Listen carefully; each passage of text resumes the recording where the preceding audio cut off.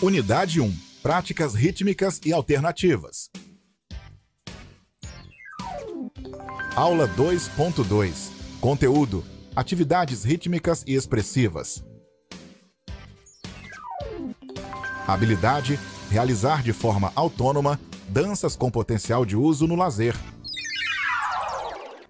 Pedro tem 6 anos e começou a perceber que certas coisas na natureza começam a se repetir com periodicidade, como o nascer e o pôr do sol.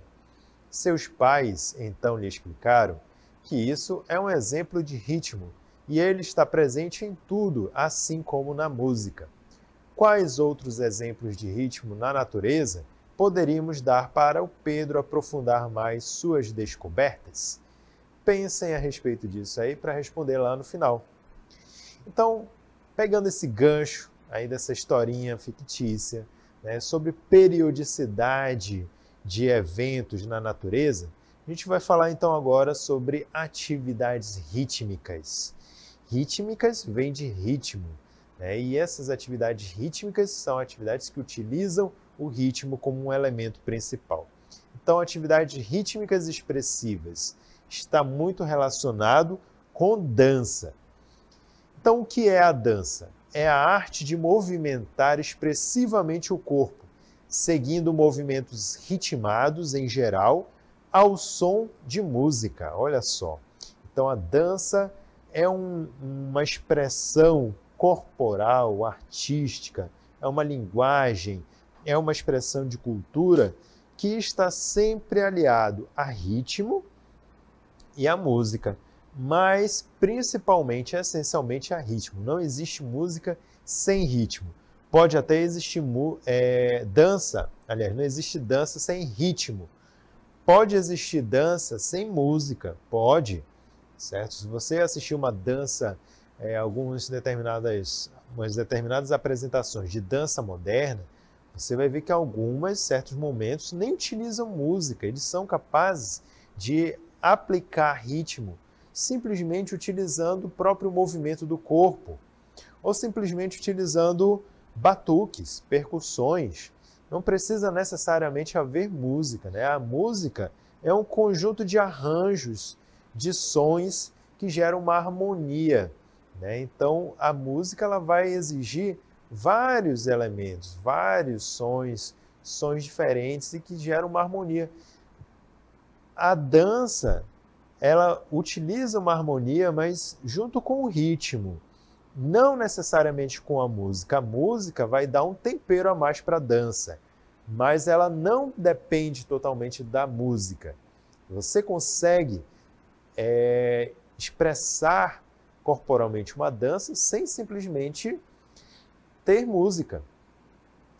Um exemplo para isso é, por exemplo, quando nós éramos crianças, né, talvez até alguns até hoje em dia, quando come alguma coisa assim que gosta muito, tipo um doce, você não fica às vezes dançando lá na sala, na cozinha, né? Não fica comendo e dançando, fica para lá e para cá, comendo e dançando, não é mesmo? E não tem música nenhuma. Quem passou por essa experiência sabe como é isso, já tem um exemplo aí. Outro exemplo também de dança sem música é, por exemplo, no caso de pessoas com deficiência auditiva. Como é que elas podem dançar se elas não escutam música? Eis aí um dos grandes mistérios, né, da cultura corporal. E é o que eu digo para vocês, a dança não precisa necessariamente estar aliada à música. Ela consegue existir mesmo que não haja a música, mas ela é obrigada a ter ritmo. Certo? O ritmo é o que define a dança. Então, assim a gente vai aprendendo um pouco mais sobre isso, sobre esse conteúdo da dança, das atividades rítmicas, resgatando um pouco sobre o passado da dança, como que se originou isso, como que se originou essa expressão tão fabulosa aí da nossa cultura corporal. Então vejamos, a história da dança surge lá na pré-história. A dança e a música eram usadas para representar situações e experiências de vida. Lembra que no início da aula de hoje eu falei para vocês que lá na pré-história os seres humanos eles ainda não sabiam utilizar linguagem verbal, não sabiam utilizar linguagem escrita, apenas linguagem corporal. Pois é nesse meio aí que surge então a dança. A dança era uma das formas de expressão corporal que eles tinham para se comunicar. Comunicar-se com o quê? Às vezes podia ser comunicar-se com os seus semelhantes, né? Contando através da expressão corporal deles uma história, algo que eles passaram na vida deles, uma experiência de vida, uma lenda. Poderia também ser contado um fato imaginário, né? Algo que pudesse alimentar a fantasia deles, e também uma forma de se comunicar com o divino, né? O imaginário deles de algo superior, além da natureza, certo? Então eles utilizavam essa comunicação por meio da dança para expressar essa linguagem, para expressar essa comunicação deles. Bom, aí ao longo do tempo a dança foi evoluindo, à medida que a cultura, a linguagem corporal também foi se modificando, os seres humanos foram também tornando mais complexas e mais variadas formas de dança. Então, no Egito Antigo, a dança já era executada, já era realizada para homenagear deuses e também seres místicos, né, da cultura deles. E na Ásia, ela tinha um cunho religioso. Além disso, ela poderia significar a cura, a morte ou o nascimento de uma pessoa. Então, nasceu lá o fulaninho, filho do faraó. Aí eles começavam, então, a fazer rituais de dança, né? Tinham, geralmente, nos templos lá, nos castelos dos faraós, tinham as dançarinas, né? Pessoas que já eram próprias para realizar essa atividade. Então, a dança, naquela época, era executada mais com esses propósitos, com cunhos mais religiosos. Depois, já uma outra civilização, a Grécia Antiga, a dança começou a apresentar seu aspecto mais artístico, vinculado a apresentações teatrais, música, poesia, vindo a influenciar fortemente a cultura romana séculos depois. Então foi na Grécia Antiga que começou-se a utilizar a dança como uma forma de expressão artística, como uma forma de expressar sua criatividade, expressar sentimentos, ou então também para aliar a apresentações teatrais, geralmente os teatros daquela época, que também foi criada aqui na Grécia Antiga. Então, as apresentações teatrais também contavam com misturas de dança durante a realização da peça teatral, certo? Então, era comum haver isso. Era geralmente executado por homens, mas também haviam algumas mulheres que executavam também essa apresentação de dança. Então, foi aqui, na Grécia Antiga, que começou-se a pensar nessa forma mais artística da dança. Apresentações para o público, para eles apreciarem, né, aqueles movimentos, para expressar comunicação e sentimento. E isso foi uma coisa que foi agregada pela cultura romana, pelo Império Romano, quando eles invadiram, né, e dominaram ali toda a Europa, inclusive a Grécia. Depois, tempos mais tarde, já quando houve o declínio do Império Romano, e aí surge então a Idade Média, o que acontece com a dança nesse período? Ocorre uma influência da Igreja Católica que proíbe algumas danças populares consideradas pagãs, obrigando-as a serem praticadas no interior das tavernas, que eram os antigos bares, né, daquela época, e nas casas dos camponeses. Então, a igreja via qualquer tipo de prática corporal como uma expressão que afastava do divino, afastava daquela comunicação com Deus. Então eles decidiram, corta tudo aqui que for de prática corporal. Ninguém mais vai dançar, ninguém mais vai praticar esportes, ninguém vai fazer competições, Olimpíadas, nem nada não. Isso daí é coisa dos gregos, dos romanos, é coisa pagã. Vamos acabar com esse negócio aí.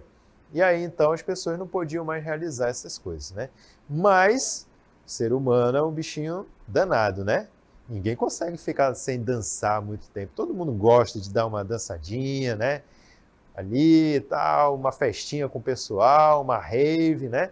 Naquela época era a mesma coisa. O pessoal também queria extravasar um pouco o estresse do dia a dia, principalmente os camponeses lá que eram abusados e explorados pelos senhores feudais, né? Então, em determinado momento do dia, eles queriam ir lá para as tavernas, né? Que eram os bares, beber um pouco, dançar, o pessoal lá juntar par com par, e aí fazer aquela festa, né?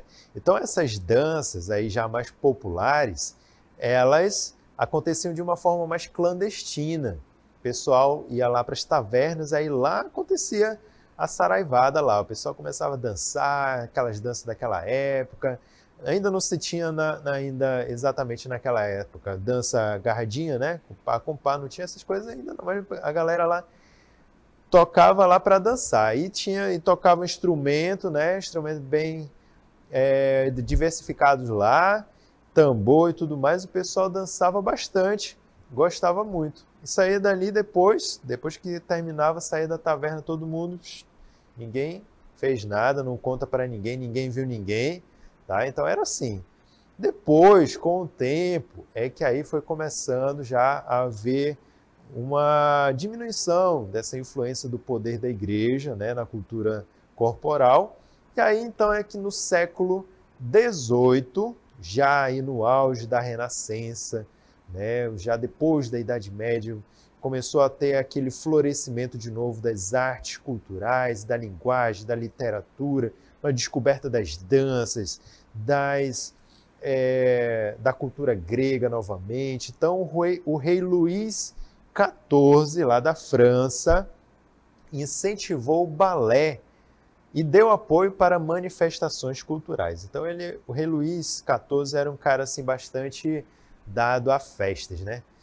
Muito rico, cheio de poder, aquele imperialismo todo para cima dele, o camarada não tinha nada o que fazer. Aí ele pensava, vou fazer festa. Esse bando de gente aqui no castelo, não tem que fazer também, vamos comemorar. Bora comer, fazer banquete aqui, bebida e tal, e fazer festa.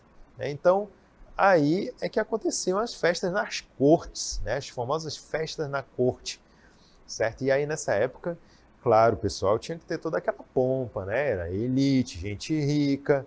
Então as festas também tinham que ser tudo moderadinha, pessoal bonitinho naquela roupa de festa.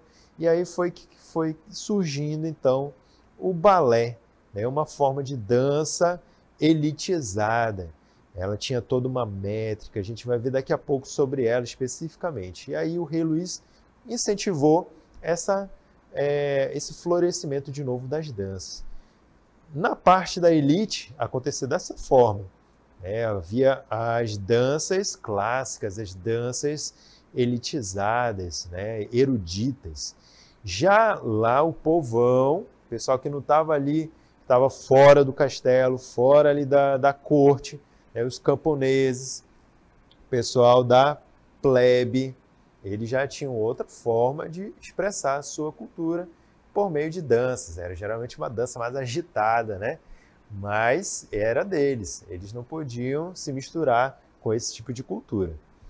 Então assim a gente vê que a dança ela teve altos e baixos ao longo da cultura. Ela foi evoluindo, teve um momento que ela parou um pouquinho, depois ela ressurgiu e aí começou de novo a evoluir novamente, chegando até os dias de hoje como ela é, diversificada, rica em ritmos variados. A gente tem danças de mais diversos tipos, elas se misturam. Hoje, com a globalização, com as influências das tecnologias, a gente consegue pegar determinados tipos de movimentos, de dança, lá da África, de uma cultura africana, e coloca aqui no funk do Brasil, né? E aí coloca um ritmo também lá do hip hop americano, e traz também aqui de volta, e assim faz uma mistura. Hoje em dia é tudo misturado, né? As danças, elas são influenciadas por vários meios graças à tecnologia. Então a dança ela pode ser classificada quanto ao número de participantes da seguinte forma. 3 formas, olha. Ela pode ser individual, como a gente vê ali, A moça ali, ó, dançando individualmente, sozinha, uma apresentação única, solo. A pessoa mesmo, ela expressa sozinha seus movimentos. Ela pode ser também em dupla, geralmente casal, né? Geralmente são danças em pares, casal. E aí a gente tem a dança em dupla. E por fim, nós vamos ter a dança em grupo, certo? Então a dança em grupo já é outro tipo de dança quanto ao número de participantes. Agora, quanto ao estilo de dança, a gente pode classificar da seguinte forma. Nós temos o tipo dança clássica. A dança clássica surgiu lá naquela época que eu falei para vocês, da Renascença, época vitoriana, época das monarquias, né? Lá da França monárquica, a Inglaterra, todo aquele pessoal dos reis, as cortes. Então, eles precisavam ocupar toda aquela gente que vivia ali se beneficiando da riqueza do império, certo? Então, era muita gente que não tinha o que fazer, na verdade. Então, eles viviam de quê? De fazer festas, né? Toda semana tinha festa na corte, festa em comemoração não sei do que, festa para comemorar a chegada do rei que veio lá da viagem que ele fez e tudo mais. Então, eles faziam festas, e festas regada a muito banquetes, né? E aí tinham as danças, apresentações de danças. E aí é nesse meio que surge, então, o balé.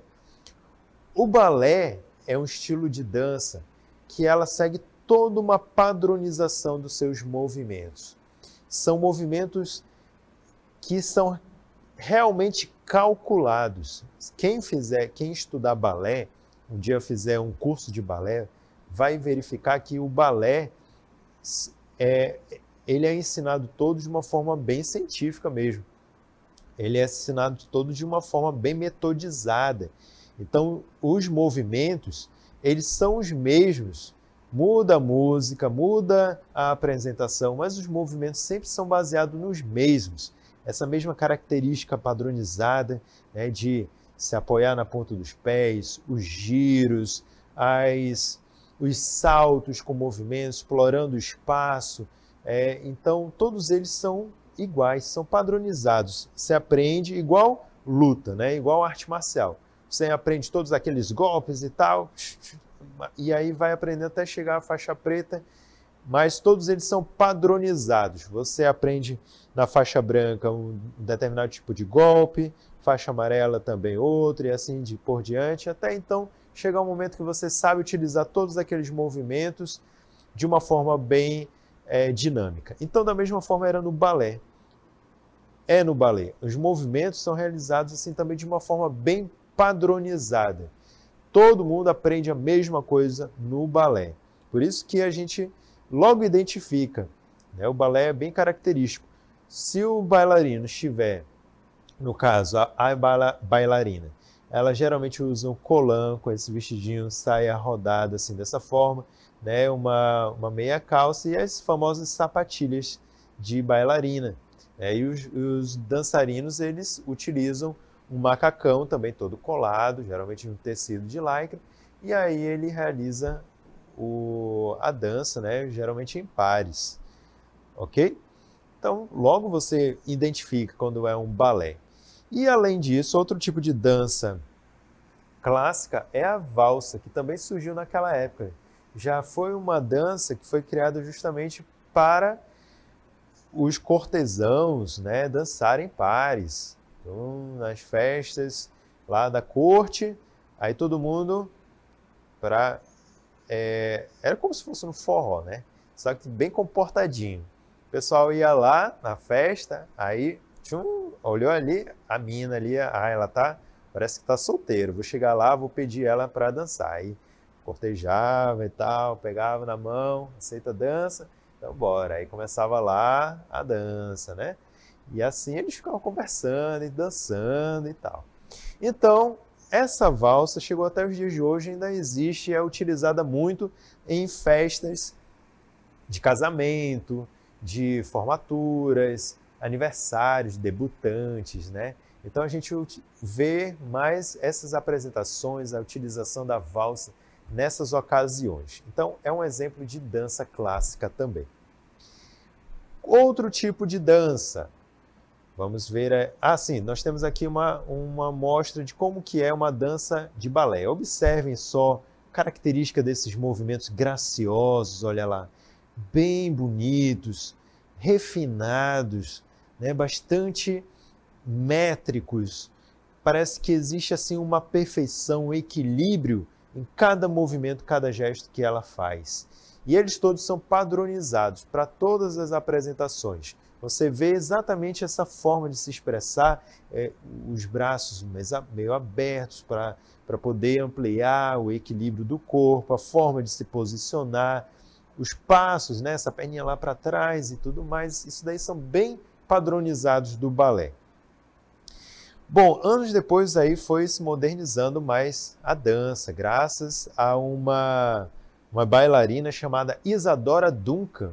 Ela foi a mãe da dança moderna e também da ginástica rítmica. Ela pensou assim, mas tá na hora de mudar um pouco aqui esse balé, né? Eu acho que tá bom, a gente já viu bastante balé, bora fazer uma coisa mais criativa aqui, pessoal. Aí ela então criou a dança moderna. Ela pensou, agora vamos fazer um negócio mais agitado aqui. A gente vai pegar aqui os elementos do balé, mas vai fazer de uma forma bem mais agitada, mais criativa, livre, não vai ser mais tão presa àqueles movimentos. A gente vai criar outros movimentos aqui. Se quiser criar na hora, pode criar também. Então assim nascia a dança moderna. Outra coisa que ela pensou também, a gente vai parar de usar esse negócio de usar sainha, os homens roupa só colada, bora usar uma roupa agora mais frouxa, negócio que dê para a gente abrir bem a perna e tal, girar à vontade, sem estar um negócio aqui nos apertando. E aí começou a se utilizar roupas diferentes, sem padrão, né? Não é mais uniforme, são roupas mais frouxas, que dão mais liberdade ao movimento. Inclusive, se alguns grupos quisessem se apresentar pelado, podia também. A própria Isadora Duncan já fez apresentações completamente nua, né? E isso daí chocava a sociedade da época. Então isso é dança moderna. Movimentos parecidos com o cotidiano da vida contemporânea.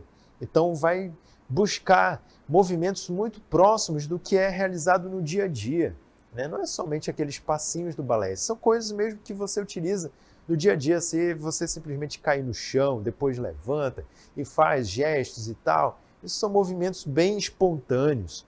O dançarino tem uma opção de se expressar de uma maneira mais livre e atual. Eu adoro dança moderna, gente. Quando eu vejo uma dança moderna, eu acho muito bom, olha, é muito criativo e muito legal de ver. Deixa eu mostrar para vocês aqui nesse VT um exemplo de dança moderna. Olha só, olha a diferença da dança clássica, né? Eles dançam em grupo, eles dançam, dá para ver que existe uma harmonia, existe uma simetria entre cada dançarino, mas eles também fazem as coisas de forma diferente uns dos outros. É como se existisse ali uma sintonia, mas bastante livre. Nem todos estão fazendo exatamente a mesma coisa, mas estão também fazendo a mesma coisa ao mesmo tempo. É um paradoxo. Você observa que existe sim uma harmonia nessa apresentação, e ela é mais livre, mais solta. Observem também a forma deles se vestirem, é bem diferente, é mais moderna, né? Como diz o próprio nome. Muito bem, então essa foi um exemplo de dança moderna, e vamos agora para a dança de rua. A dança de rua, ela classifica todos os estilos de danças populares. Aquela dança que nasce lá no povoado mesmo, na parte popular, que nasce no meio do povo. Não foi só um grupinho que criou, foi a massa toda de gente.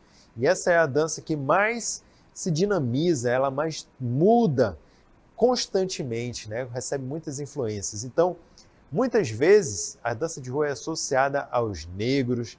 A dança de rua está ligada a outras manifestações culturais, como a pintura, a grafite e a forma de se vestir. Posteriormente, surgiu uma nova vertente, que recebeu o nome de hip hop, lá nos Estados Unidos. Mas a dança de rua inclui também outras formas de danças populares. Então, por exemplo, pegando aqui a nossa cultura brasileira. Na dança de rua vai vir o funk, esse funk moderno que nós temos hoje, que está na moda aí, todo estilo de funk, o axé, né, as danças que vêm lá da Bahia, Salvador. Não sei se ainda se dança pagode hoje em dia, né? Mas vamos falar aí também do pagode, o pagodinho, o pessoal das antigas aí. Então, até o rock, né? O pessoal que só sacode a cabeça, isso daí é dança de rua, todos esses estilos mais populares, isso tudo está incluso na dança de rua, inclusive as danças folclóricas que o professor Marcos ensinou anteriormente. Então agora eu vou mostrar para vocês um estilo de dança de rua que veio principalmente influenciado pelo hip hop lá dos Estados Unidos. Hoje em dia ganha características bem diversificadas e criativas. Observem só. Olha lá. Então aqui já utiliza uma música mais eletrônica, né? Mais voltada para o estilo eletrônico de música. E observem só o estilo de dança, né? Muito mais caracterizado mesmo como hip hop, né? Uma mistura de várias coisas, hip hop, funk, entre outras coisas, e exige uma criatividade também muito boa, né? Uma liberdade de movimento maior. Observem. Muito rápido, não é mesmo? Cada movimento é bastante rápido. Então vejam que interessante. E agora vamos falar sobre a dança sacra. A dança, aquela mais antiga de todas. Foi a dança que surgiu logo na pré-história com finalidades religiosas. Então a dança sacra, ela é praticada em contexto religioso. Você só vai encontrar ela em igrejas, em lugares de práticas religiosas. Então você vai encontrar todo tipo de utilização desse tipo de dança, né? Nas igrejas de denominação cristã, no candomblé, nas religiões indígenas. Então, qualquer dança com finalidades de conectar-se com o divino é uma dança sacra. Okay? Então, vou mostrar para vocês aí 2 exemplos de dança sacra. Aqui, ó, exemplo de dança sacra em contexto religioso cristão, né? Que é a forma como as pessoas se vestem, utilizam os movimentos, alguns muito oriundos do balé, né? Elas trazem alguns elementos lá do balé. E nós vamos ter também outros contextos, por exemplo, as danças indígenas, né? As danças indígenas utilizadas para alguma comemoração, para comemoração, ritual de religiosidade, para dar início a algum evento esportivo e assim por diante. Então, é um exemplo de dança sacra também. Então, vejo que várias culturas se utilizam dos vários tipos de dança. Mas quais os benefícios que as danças nos trazem? São vários benefícios, né? Praticar dança é muito bom, faz muito bem para o nosso corpo. Eu acho que todo mundo deveria experimentar pelo menos alguma vez na vida dançar. Então vamos aí aos benefícios das danças e das atividades rítmicas. Melhora a flexibilidade do corpo, melhora a sua forma de amplitude dos movimentos, né? Porque você precisa realmente melhorar assim, para poder realizar aqueles movimentos bem amplos, bem graciosos, você precisa estar com uma flexibilidade muito boa. Então, geralmente, em alguns tipos de dança, são feitos trabalhos de alongamento, para a pessoa poder também preparar sua musculatura, suas articulações para os diversos tipos de movimentos que são feitos em qualquer tipo de dança. Então, com isso, você melhora a flexibilidade, melhora a aptidão física também. Dançar é um tipo de atividade aeróbica. Quem dança sabe muito bem do que eu estou falando. Quando você pratica alguma dança, você se cansa bastante, você fica ofegante, né? Porque a dança mexe com o corpo todo. Você realiza vários movimentos durante um bom tempo, movimentos de baixa intensidade, mas muita duração, e que acaba então mexendo com o seu sistema cardiorrespiratório. Você fica com a frequência cardíaca mais agitada, a respiração mais ofegante. Então você vai assim melhorando mais o funcionamento do coração, do pulmão, e aí você vai melhorando essa aptidão cardiorrespiratória. Melhora também a resistência muscular, porque diversos movimentos são feitos de forma repetitiva, você faz uma agilidade maior, em vários ritmos diferentes, então isso mexe com as contrações musculares, gerando assim uma resistência muscular maior. Outro benefício também trazido aí pela prática da dança. Vamos retornar lá para a cartela. E aí vamos ver a coordenação motora melhora também, porque você realiza diversos tipos de movimentos que para poder ter aquela graciosidade, aquela simetria, você tem que ter coordenação motora, né? Então, esse é também um dos principais benefícios. E traz, acima de tudo, bem-estar. A melhor coisa de todas é o bem-estar que vem com a prática da dança. Eu nunca vi alguém chegar assim, de um treino, de alguma dança, se sentindo estressado. A não ser que seja o organizador lá da dança, o cara que está ensaiando o pessoal, aquele cara lá grita bastante, tal, com todo mundo e tal, mas talvez ele acabe se estressando. Mas quem está dançando mesmo, não vem estressado, porque libera bastante as tensões, se diverte bastante, cansa, e isso gera uma quantidade de carga de endorfina e outros hormônios do prazer muito grande no corpo, onde a pessoa então volta para casa bastante relaxada, sentindo um bem-estar enorme. Então esses são os benefícios que dançar traz para a nossa saúde, para o nosso corpo.